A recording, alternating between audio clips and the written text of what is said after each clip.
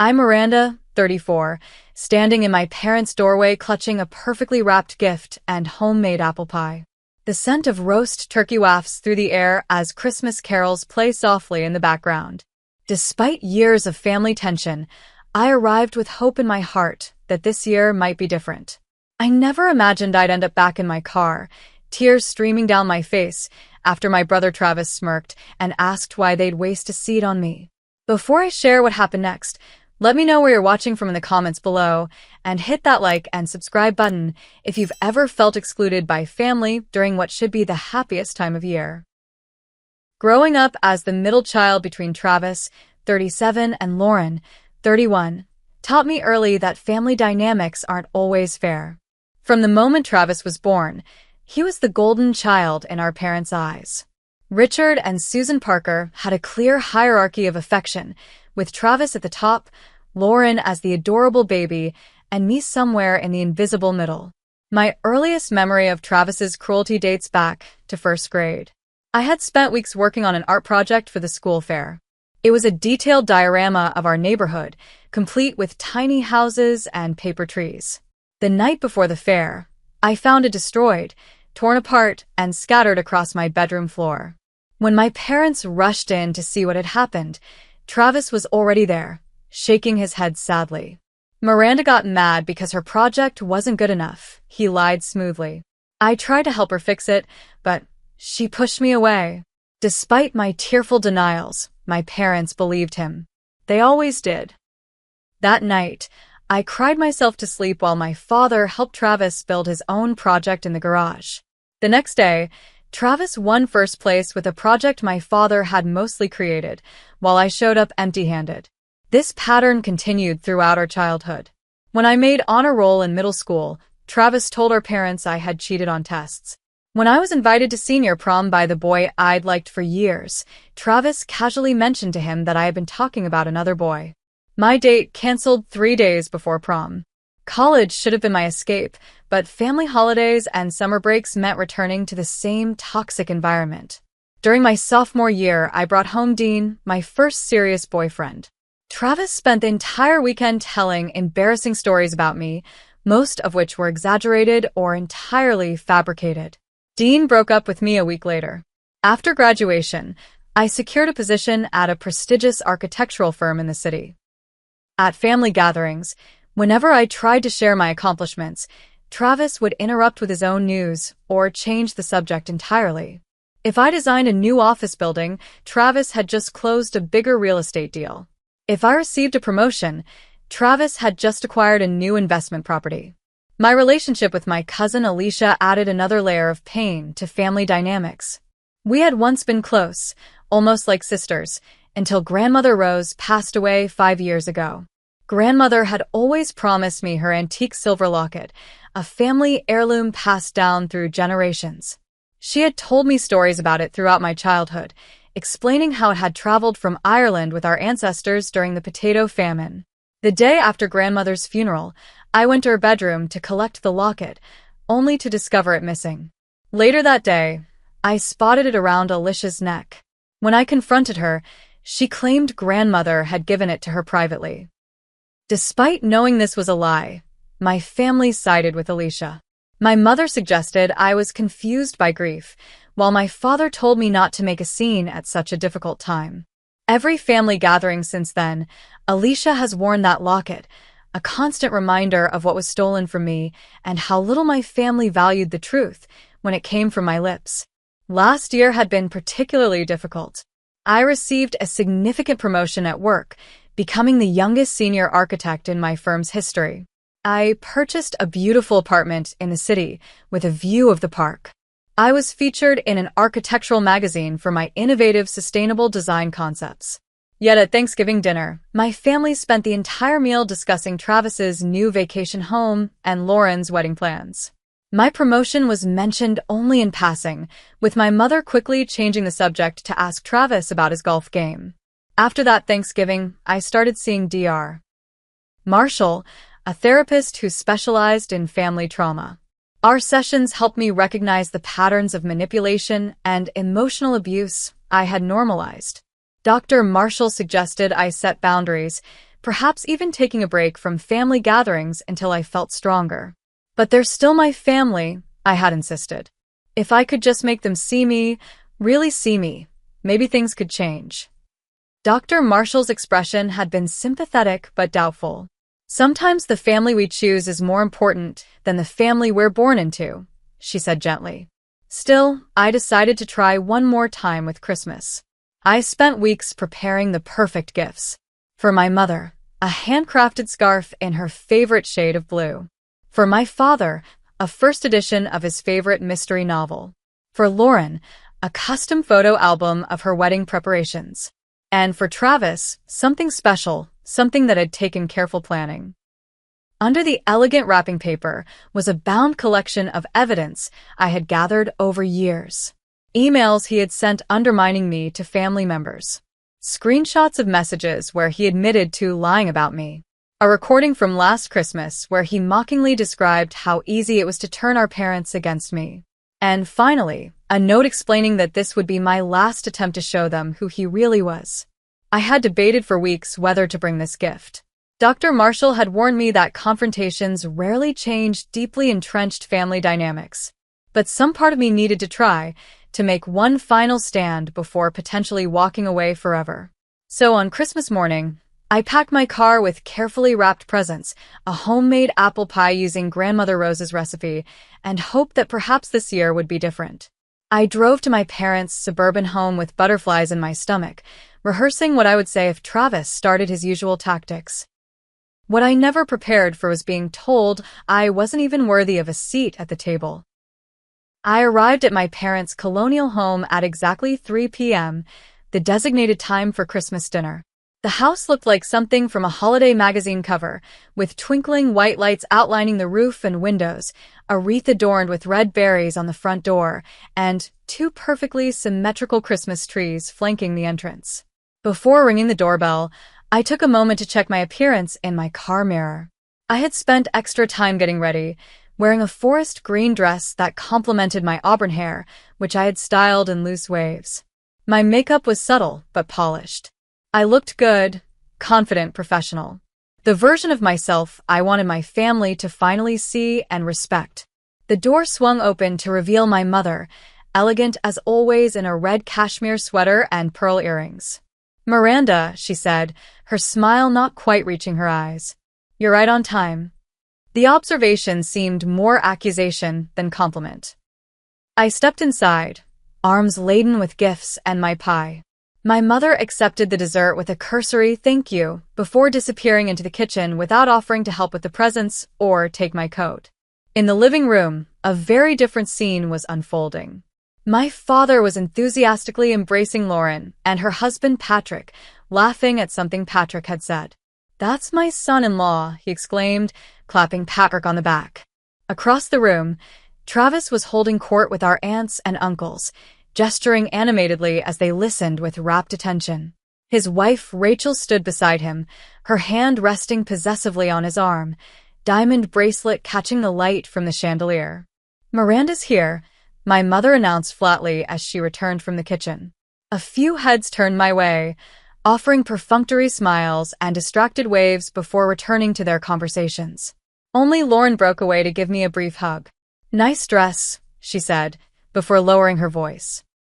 "Just so you know, Mom's been stressed about dinner all day, so maybe don't bring up work stuff? Last time you talked about your promotion, she had a migraine for 2 days." Before I could respond, Alicia entered the room with her new boyfriend. "Everyone, this is Justin," she announced. The family swarmed around them, asking questions and offering drinks.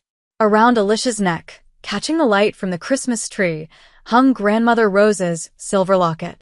I placed my gifts under the tree and moved toward a group of relatives, attempting to join their conversation about recent travel. My Aunt Barbara was describing her cruise to Alaska when I approached. "It sounds amazing," I said during a pause. "I've been researching sustainable tourism options for my next vacation." My aunt glanced at me, nodded vaguely, then turned slightly to exclude me from the circle. Anyway, as I was saying about the glaciers. This pattern repeated throughout the pre-dinner mingling. Conversations stopped when I approached. Family members excused themselves to refresh their drinks.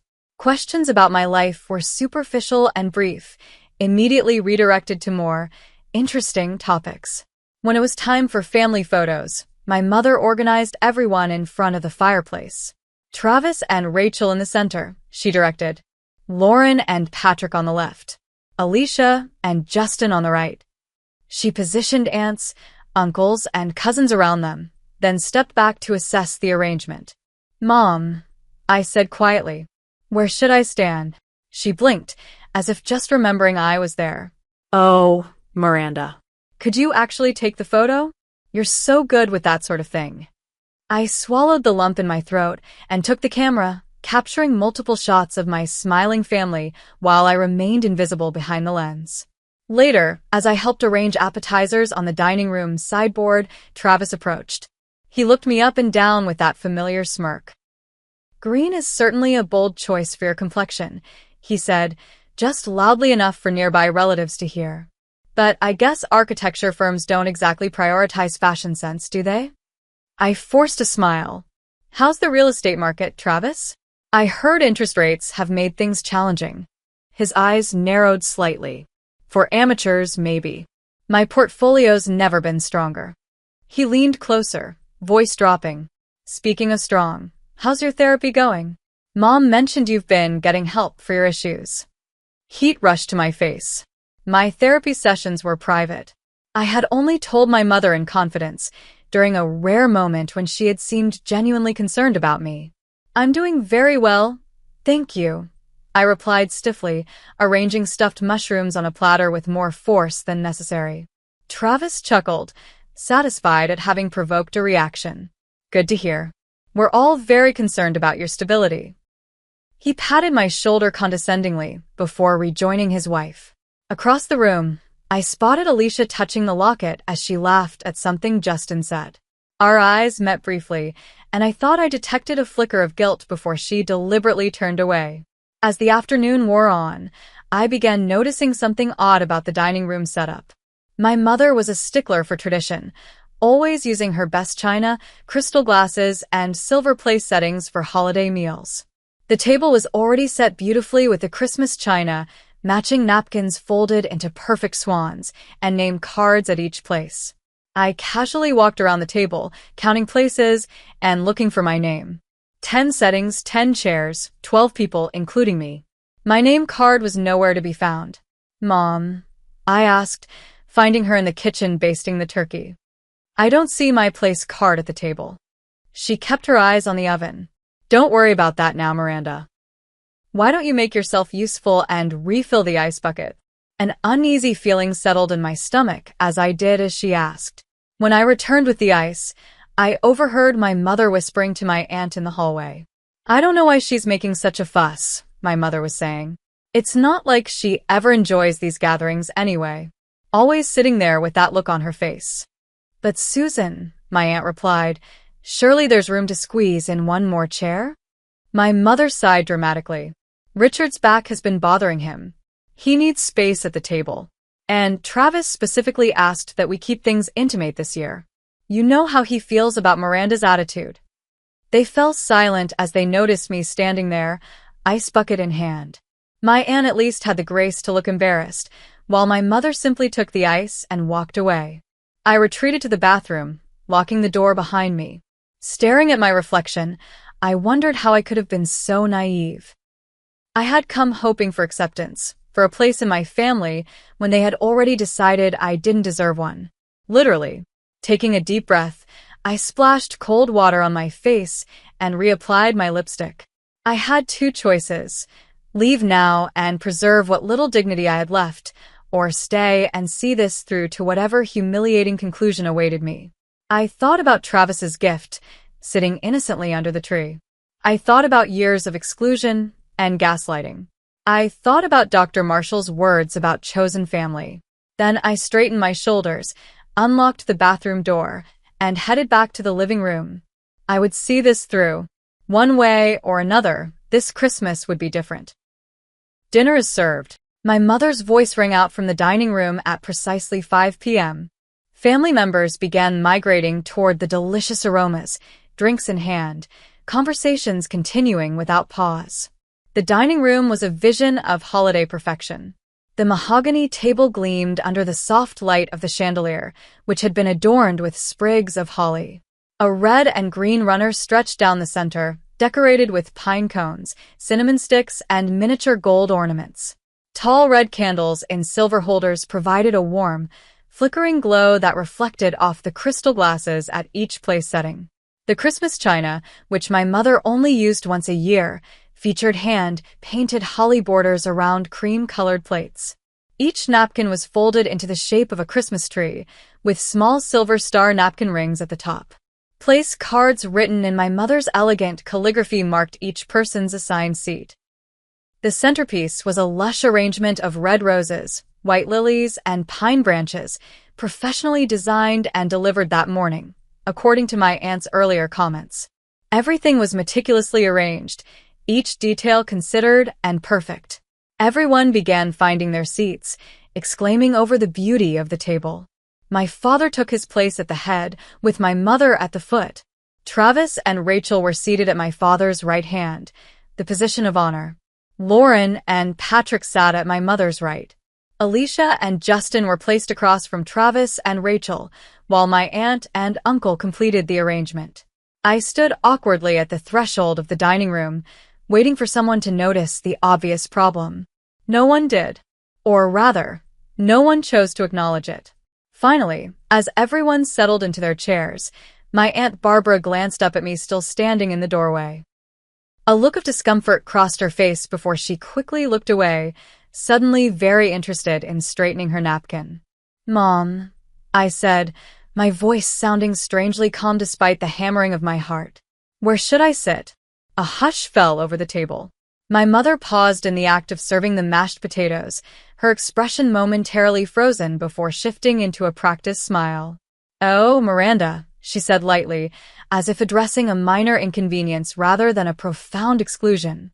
"The table's quite full with everyone here. I thought you could eat in the car.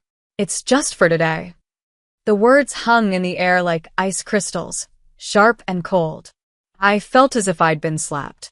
Around the table, gazes dropped to plates. Wine glasses suddenly became fascinating objects of study. Then Travis, emboldened by the silence, looked directly at me with that familiar smirk of superiority. "Why would we waste a seat on you?" he asked, his tone casual but his eyes gleaming with malice. The room seemed to tilt slightly. I gripped the doorframe to steady myself, looking around at each face, searching for anyone, who would speak up for me. My father stared intently at his plate, methodically cutting a piece of turkey, without looking up. Lauren bit her lip, her eyes darting between me and Travis, but she remained silent. Rachel, Travis's wife, had the decency to look uncomfortable, but she placed her hand over his on the table in a gesture of solidarity. Alicia touched grandmother's locket at her throat, then quickly dropped her hand when she noticed me watching. Justin, clearly confused by the tension, looked to Alicia for explanation, but she simply shook her head slightly. My aunt and uncle exchanged glances, but said nothing. My mother continued serving food as if nothing unusual had happened, as if suggesting her daughter eat Christmas dinner alone in a cold car was perfectly normal. I looked around the table once more, taking in every detail. Everyone had a place. Everyone except me.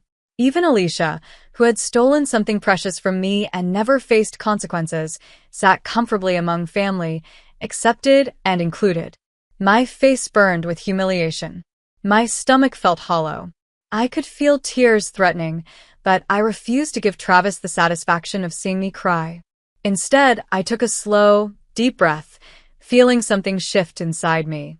For years, I had sought approval from these people. I had made excuses for their behavior, blamed myself for not being lovable enough, tried harder and harder to earn a place in their hearts. And here was the literal manifestation of my position in the family all along. There was no room for me at their table. There never had been. I glanced toward the Christmas tree in the living room, where my carefully wrapped packages sat. Among them was Travis's gift, the one I had debated for weeks about giving. The one that contained evidence of years of manipulation and cruelty. In that moment, standing excluded in the doorway of my childhood home while my family prepared to enjoy Christmas dinner without me, something crystallized in my mind. This wasn't a momentary lapse in judgment or an oversight.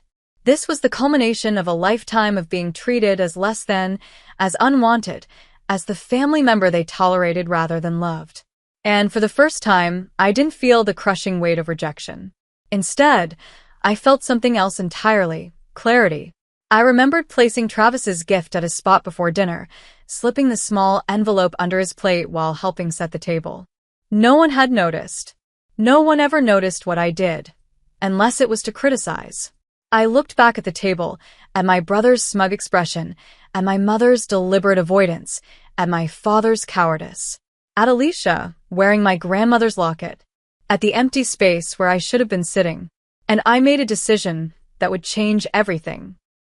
Standing in that doorway, excluded from my own family Christmas dinner, I felt a strange calm descend over me. It was as if I was watching the scene from outside my body, seeing with perfect clarity what had been true all along.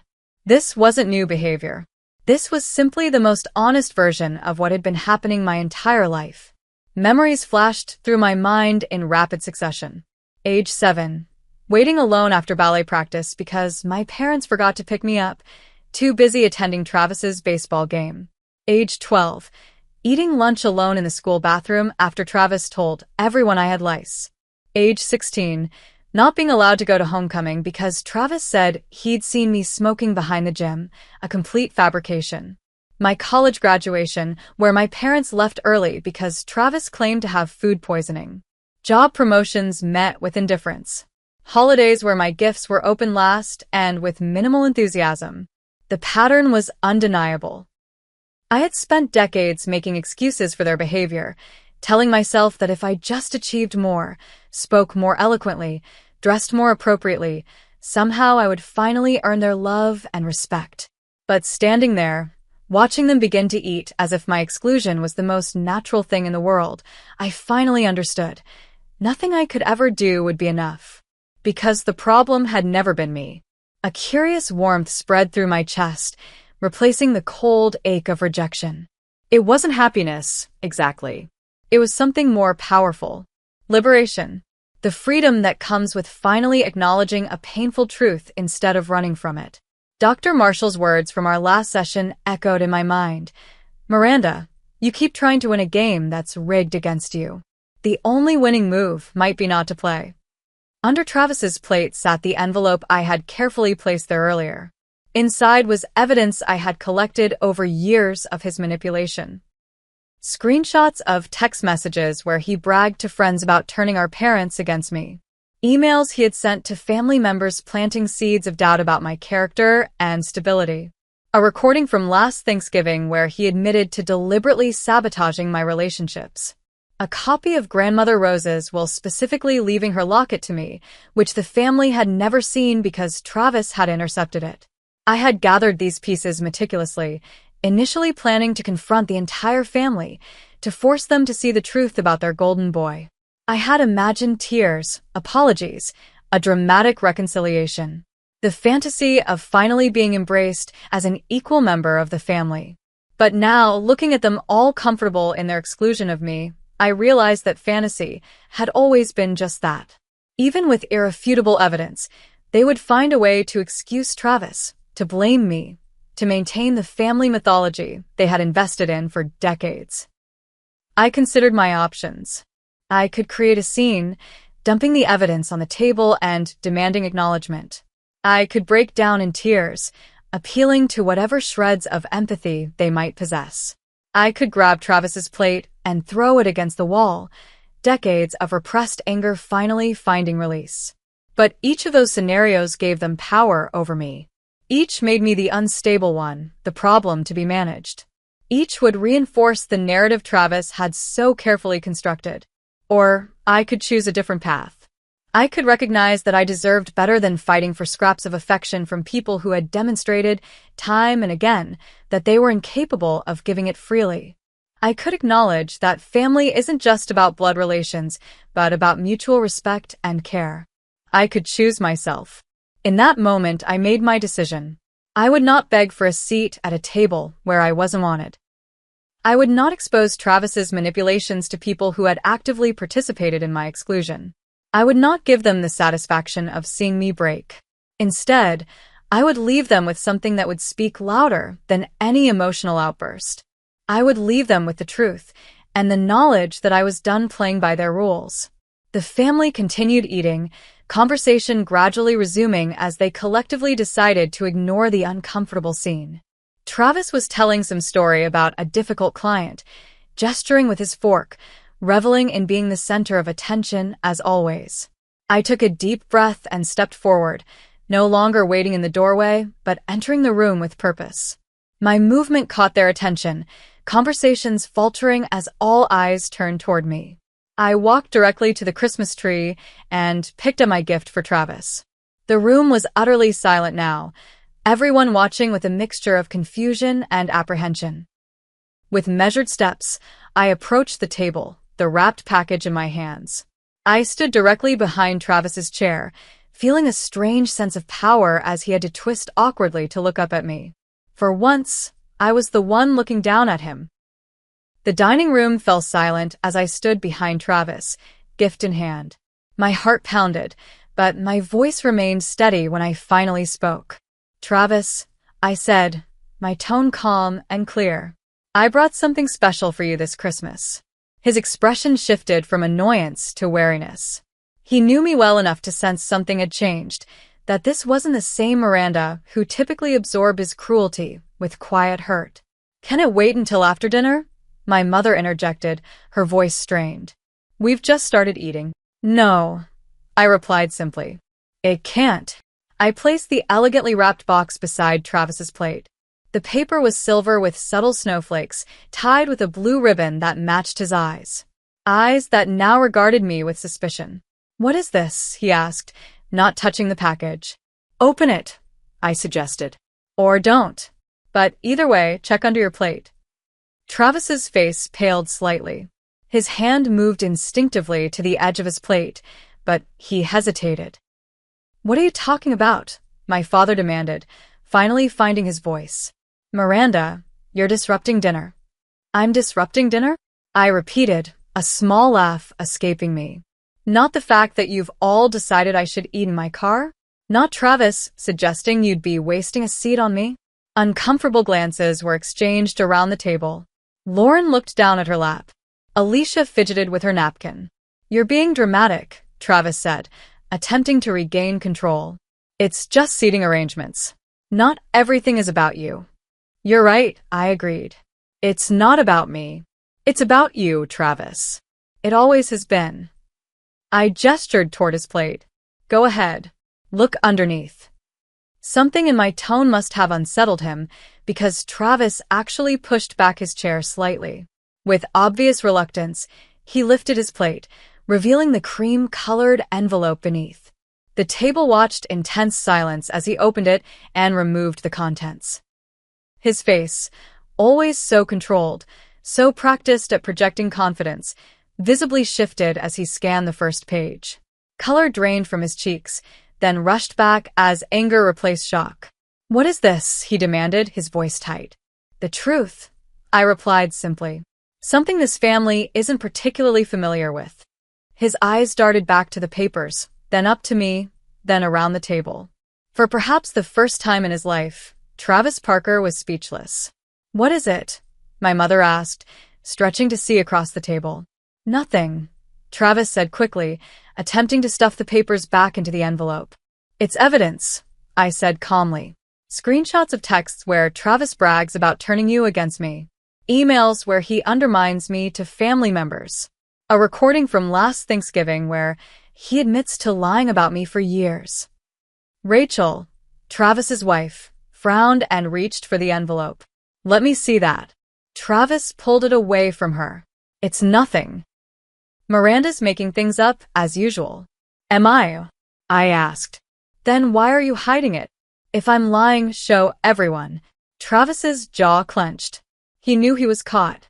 "There's also a copy of Grandmother Rose's will," I continued, looking directly at Alicia. The one specifically leaving her locket to me. Alicia's hand flew to the locket around her neck. I didn't, she gave it to me, she stammered. No, she didn't, I said firmly. Travis told you I didn't want it. He intercepted the will and convinced you that grandmother had changed her mind. Alicia turned to Travis, confusion and betrayal dawning on her face. Is that true? Travis stood abruptly, his chair scraping loudly against the hardwood floor. This is ridiculous. I'm not going to sit here and listen to these accusations. Then don't, I replied. But everyone should know that I've made copies of everything in that envelope. I'm done protecting this family's illusions about their golden boy. My father finally found his voice. Miranda, that's enough. This is Christmas dinner, for God's sake. Yes, it is, I agreed. A dinner I wasn't welcome at. A family I've never truly been welcome in. I turned my attention back to Travis, who was now gripping the envelope so tightly his knuckles had turned white. Check under your plate again, I instructed. With visible reluctance, he lifted his plate once more to reveal a small, handwritten note I had placed beneath the envelope. Read it, I said. Travis's eyes scanned the note, his expression hardening. When he didn't speak, I recited the words I had written hours earlier. This is the last time I will try to make you see me. The last time I will fight for a place in this family. I release you from the burden of pretending to care about me, and I release myself from the burden of seeking your approval. The silence that followed was profound. Around the table, expressions ranged from shock to discomfort to the beginning glimmers of understanding. I took a step back, surveying the scene one last time. The perfect table setting. The family gathered without me. The physical manifestation of what had always been emotionally true. Merry Christmas, I said quietly.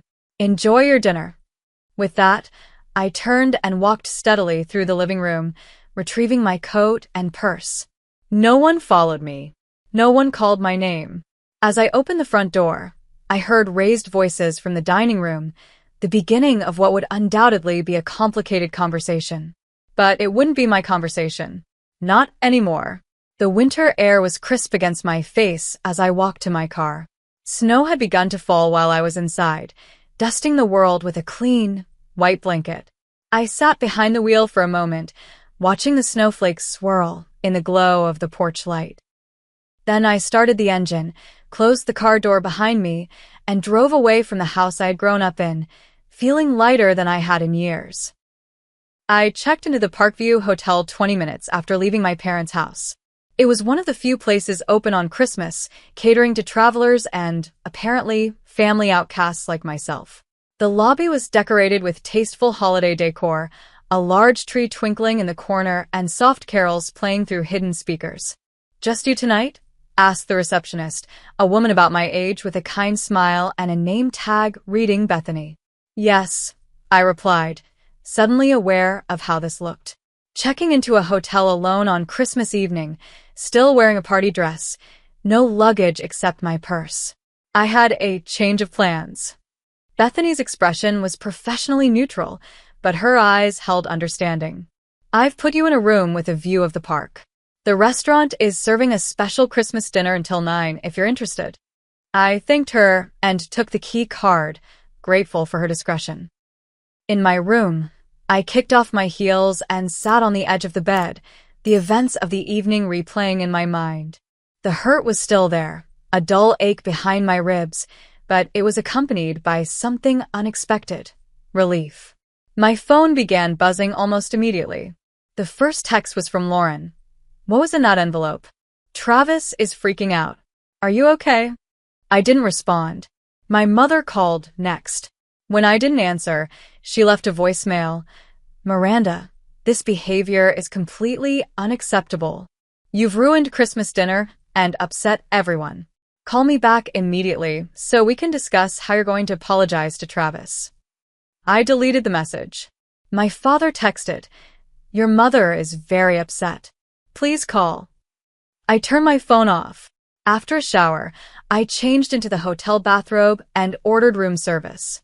The Christmas dinner special arrived on a covered tray, turkey with cranberry sauce, mashed potatoes, green beans, and a slice of pumpkin pie. I ate by the window, watching snow fall on the park below, Christmas lights reflecting off the white ground in bursts of color. It wasn't how I had imagined spending Christmas evening, but there was a strange peace in the solitude. No walking on eggshells. No bracing for Travis's next barb. No pretending that everything was fine when it so clearly wasn't. I turned my phone back on around 9 o'clock, bracing myself for more messages. There were several missed calls from my parents and a dozen texts from various family members, but one message caught my eye. It was from Alicia. "Can we talk?" Not about the locket. About Travis. I hesitated, then replied. "Tomorrow. Coffee at Marcus Cafe, 10 a.m. The next morning, I woke early, ordered breakfast to my room, and spent time journaling about the previous day, a practice Dr. Marshall had encouraged. Writing down the exclusion, Travis's cruelty, and my decision to walk away helped solidify my resolve. This wasn't a momentary emotional reaction. It was a necessary step toward healing. Alicia was already at Marcus Cafe when I arrived, fidgeting with a napkin, grandmother's locket conspicuously absent from her neck. She looked up as I approached, her expression a mixture of guilt and nervousness. "Thank you for coming," she said as I sat down across from her. "Why did you want to see me?" I asked, not unkindly, but not offering any easy absolution either.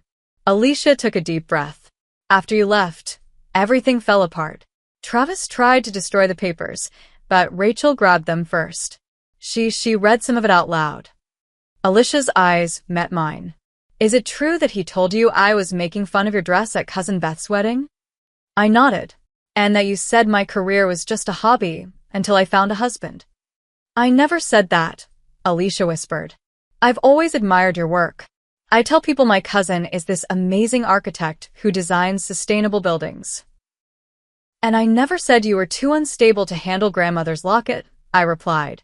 "That was Travis, too." Tears filled Alicia's eyes. "He played us against each other. All these years." We talked for 2 hours, unraveling years of misunderstandings and manufactured conflicts. Alicia revealed that after I left, Rachel had confronted Travis about other messages in the envelope, including texts to a woman who wasn't her. The Christmas dinner had devolved into multiple arguments, with Travis eventually storming out, Rachel following in a separate car.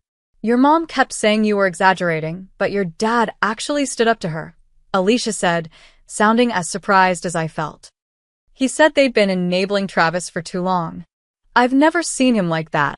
When our meeting ended, Alicia handed me a small gift box. Inside was Grandmother Rose's locket. "It was always meant for you," she said simply. "I'm sorry it took me so long to return it." Over the following week, my phone continued to light up with messages. My mother's moved from demanding apologies to increasingly desperate attempts to maintain the status quo. "We can put this all behind us if you'll just talk to Travis. Families have disagreements, but we need to stick together. You're overreacting to a simple misunderstanding about seating." My father, surprisingly, took a different approach. His initial messages asked me to call my mother, but gradually shifted. "I've been thinking about what happened," he wrote 3 days after Christmas. "I didn't handle things well. I should have spoken up. Lauren called me on New Year's Eve. Travis and Rachel are getting divorced," she said without preamble. She found more messages on his phone. "It's a whole thing."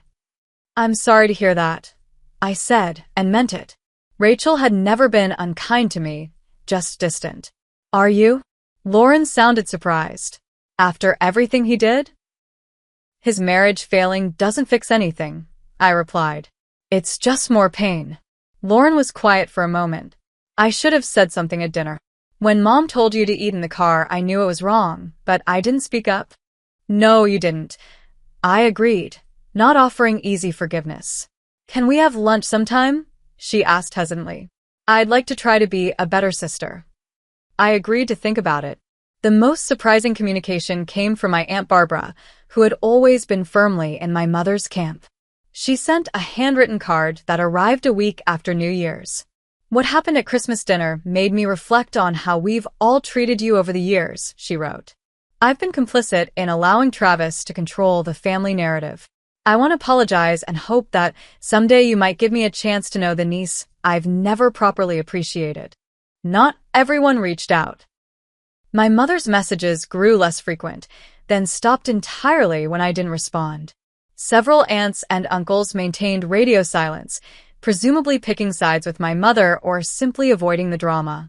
Travis never contacted me directly, but I heard through Lauren that he was attempting damage control, alternating between painting me as mentally unstable and admitting to some exaggerations, while minimizing their impact.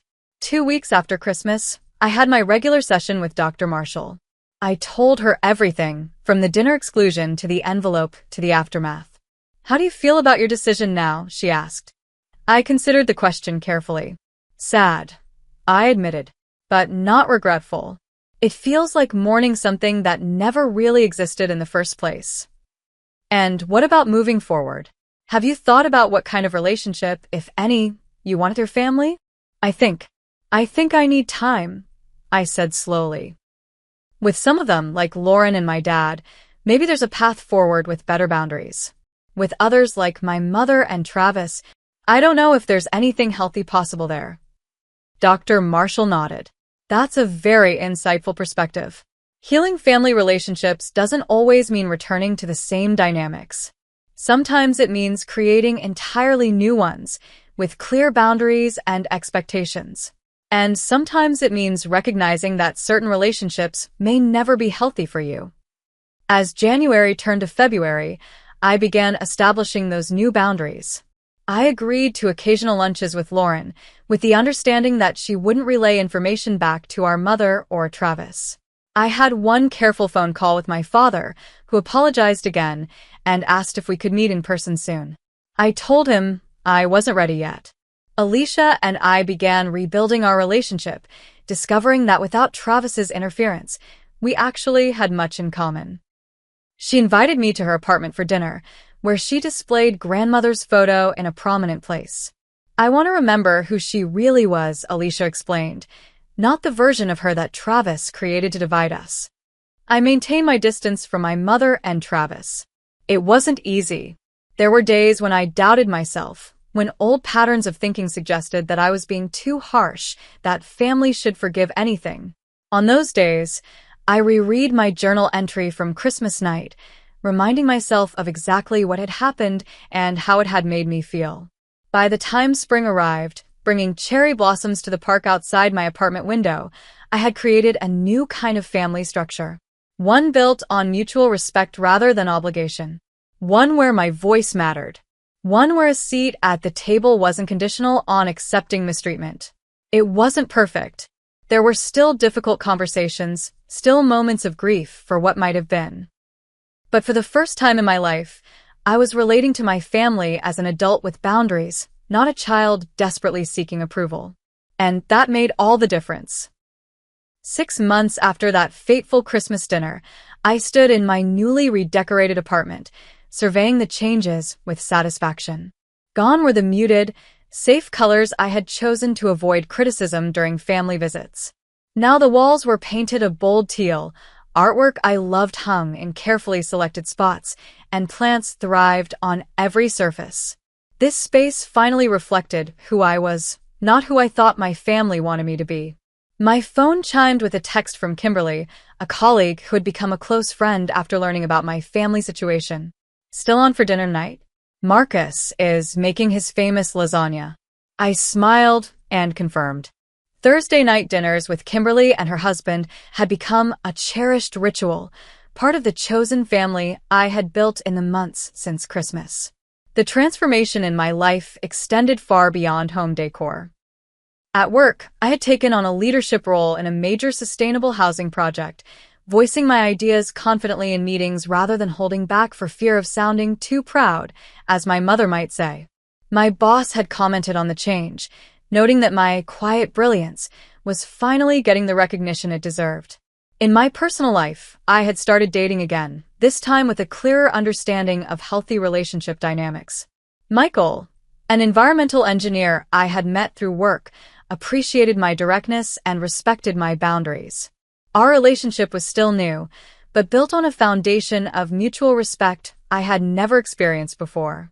My weekly sessions with Dr. Marshall continued, though we had recently discussed transitioning to bi-weekly appointments as I developed stronger internal resources. Through therapy, I had learned to recognize and counter the critical inner voice that sounded suspiciously like Travis, to set and maintain boundaries without guilt, and to value myself even when others didn't. "You've done remarkable work," Dr. Marshall had told me during our last session, particularly in distinguishing between forgiveness and reconciliation. That distinction had been crucial to my healing process. I had come to understand that forgiving my family, in the sense of releasing my anger and resentment for my own well-being, didn't necessarily mean returning to the same toxic patterns. I could wish them well without subjecting myself to further harm. The family landscape had shifted dramatically in those 6 months.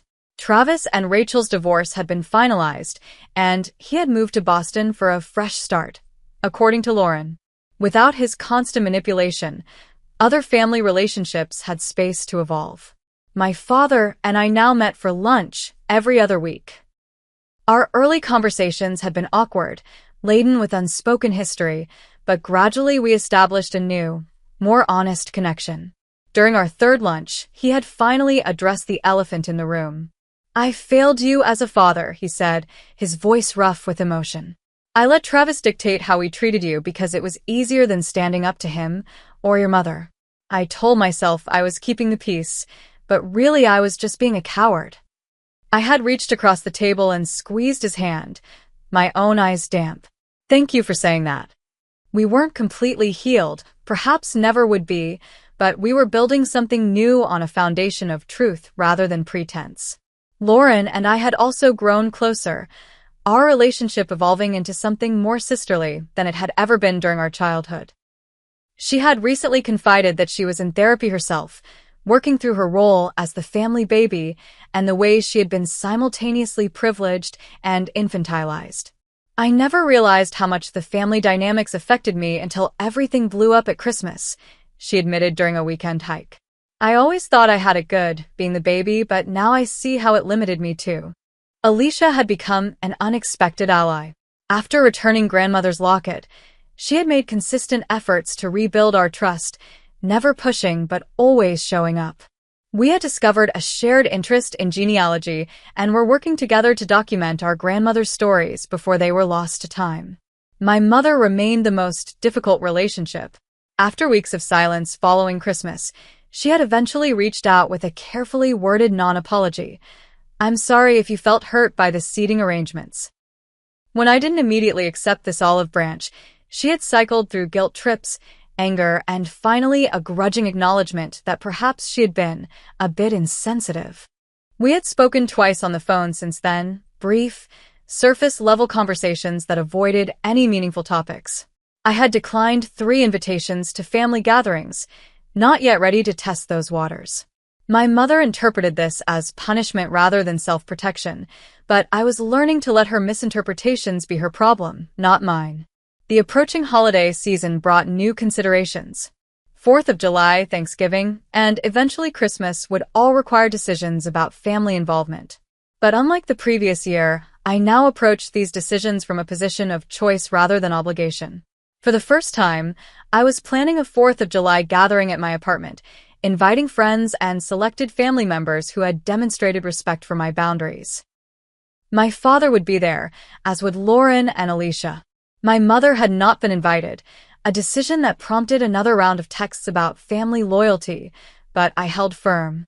Perhaps the most profound change was internal.